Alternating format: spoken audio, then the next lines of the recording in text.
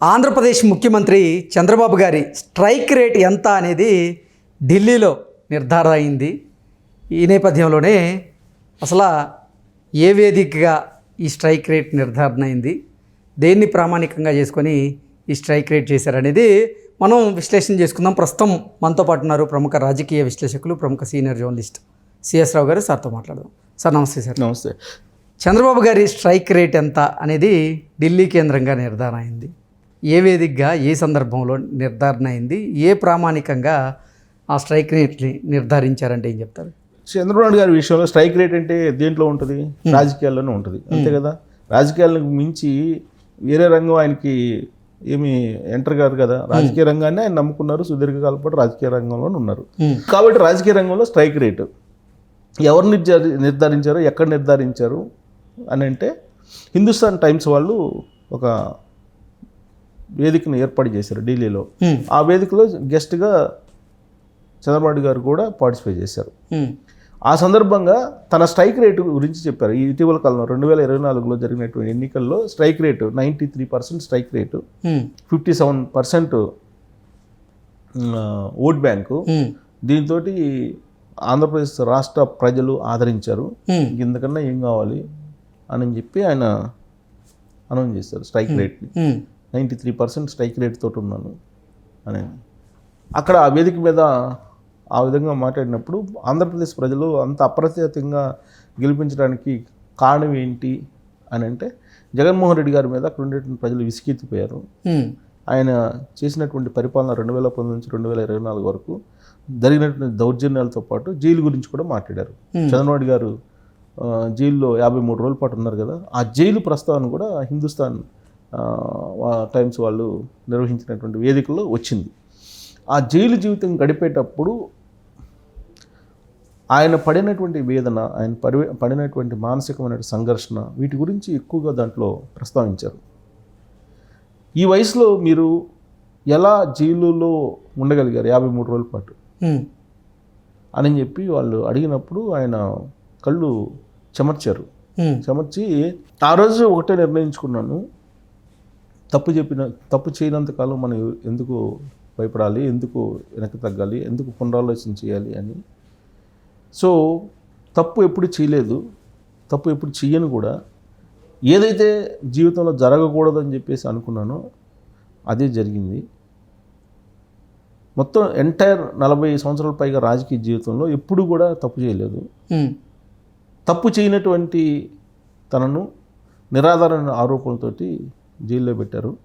అందుకే ప్రపంచవ్యాప్తంగా ఉండేటువంటి దేశాల్లో అభిమానులు తన జైలు పంపించడాన్ని ఖండించారు. తను జైల్లో పంపించిన జగన్మోహన్ రెడ్డి గారి మీద తిరగబడ్డారు. అంతకన్నా ఏం కావాలంటే, ఇంతమంది తనను అభిమానిస్తున్నారు, ఇంతమంది ఆదరిస్తున్నారని అంటే, ఈ జగన్మోహన్ రెడ్డి అనే అతను నిరాధార ఆరోపణలతోటి అరెస్ట్ చేసి ఇతనికి బుద్ధి చెప్పాలి. కాబట్టి మనం పోరాటమే శరణ్యం, పోరాడాలి, చివరి క్షణం వరకు పోరాడాల్సిందేనని చెప్పి ఒక నిర్ణయం తీసుకున్నాను. జైల్లో ఉన్నప్పుడు సంఘర్షణలో కూడా ఒక స్థిరమైనటువంటి బలమైనటువంటి నిర్ణయం తీసుకొని అగ్రెసివ్గా నేను ఎన్నికల్లో ప్రజల్లోకి వెళ్ళాను. అప్పటికే విసిగిపోయినటువంటి ప్రజలు తనకు బ్రహ్మరథం పెట్టారు. దాని కారణంగానే తనకి 93% స్ట్రైక్ రేట్తో పాటు 57% ఓట్ బ్యాంక్ వచ్చింది. సో ఇది ఒక అపురూపమైనటువంటి విజయం తన ఎంటైర్ రాజకీయ కెరీర్లో అని చెప్పి ఆయన మెన్షన్ చేశారు. ఈ సందర్భంగా అక్కడ వేదిక మీద ఉన్నటువంటి ప్రజెంటర్స్ అడిగిన క్వశ్చన్ ఏంటంటే, మీకు కూటమిలో విభేదాలు ఉన్నాయంట కదా, కూటమిలో లుకలుకలు ఉన్నాయంట కదా అని చెప్పి ప్రశ్నిస్తే ఆయన చాలా సింపుల్గా చెప్పారు. ఏం చెప్పారంటే, నరేంద్ర మోడీ గారి యొక్క విజన్, తన విజన్ ఒకటే. 2047కి ప్రపంచంలో నెంబర్ 1 భారతదేశాన్ని చేయాలనుకుంటున్నారు. 2047కి రాష్ట్రాన్ని నెంబర్ 1 ప్లేస్లో ఉంచాలని తాను అనుకుంటున్నాను. ఇంకోటి, భారతదేశాన్ని నెంబర్ 1గా ప్రపంచంలో నిలుపుతారనేటువంటి నమ్మకం నరేంద్ర మోడీ గారి మీద తనకుంది. ఆయన పాలసీలు చాలా క్లారిటీగా ఉన్నాయి, చాలా క్లియర్గా ఉన్నాయి, చాలా స్థిరంగా కూడా ఉన్నాయి. కాబట్టి ఆయనతోటి కలిసి నడవడానికి నిర్ణయించుకున్నాము. అల్టిమేట్ గోల్ ఏంటి? రాష్ట్రంలో కానీ దేశానికి కానీ దేశం అనేది ప్రపంచంలో నెంబర్ 1గా నిలవాలనేది దేశం యొక్క లక్ష్యం. ఆ లక్ష్యాన్ని పెట్టుకుంది ఎవరు? నరేంద్ర మోడీ గారు. రాష్ట్రం నెంబర్ 1గా ఉండాలి దేశంలో కానీ ప్రపంచంలో కానీ అనేది తన టార్గెట్. కాబట్టి ఇద్దరు లక్ష్యాలు ఒకటే. ఒకళ్ళేమో దేశానికి లక్ష్యం, ఇంకోటేమో రాష్ట్రానికి లక్ష్యం. దేశంలో కీలకమైనటువంటి భాగస్వామి రాష్ట్రం కావాలని కోరుకుంటున్నాము. కాబట్టి కూటమిలో ఉండేటువంటి అంతర్గతంగా ఉండేటువంటి రాజకీయాలు అనేవి చాలా చిన్నవి, బట్ లక్ష్యం చాలా పెద్దది. ఆ లక్ష్యం కింద ఈ చిన్న చిన్న భేదాభిప్రాయాలు అనేవి చాలా చిన్నవి. విభేదాలు లేవు, భేదాభిప్రాయాలు ఉన్నాయి. ఏదైనా చిన్న చిన్నవి వస్తే ఒక ఫ్యామిలీలో మెంబర్స్ మధ్య వస్తుంటాయి. ఫ్యామిలీలో మెంబర్స్ మధ్యనే వస్తున్నప్పుడు ఒక కూటమిలో ఉండే పార్టీల మధ్య రావడం అనేది సహజం. అవి వచ్చినప్పుడు కూర్చొని మేము మాట్లాడుకుంటున్నాం. కాబట్టి లక్ష్యాన్ని చేరుకోవడానికి మా ప్రయాణాన్ని ఎవరు ఆపలేరు.